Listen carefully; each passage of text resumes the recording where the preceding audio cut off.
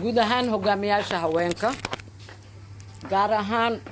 gobolka Banaadir magaalada Muqdisho caasimadda dalka oo ugu horeeyo gudoomiyaha gobolka ahna duqa magaalada Muqdisho Sheekh Yuusuf Madaale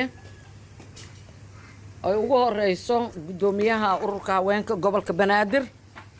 mudan Jawaahir Baarqab dhammaan xukuumadda dan qaran waxaa dalka heegan ugu jira wajiga labaad ee dagaalka uu horkacayo madaxweynaha jamhuuriyadda federaalka Soomaaliya oo ku sugan Dhuusamareeb caasimadda dawladda Galmudug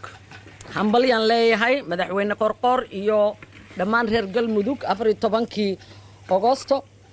waxaana diyaar garow ugu jiraan dhammaan hogaamiyaasha haweenka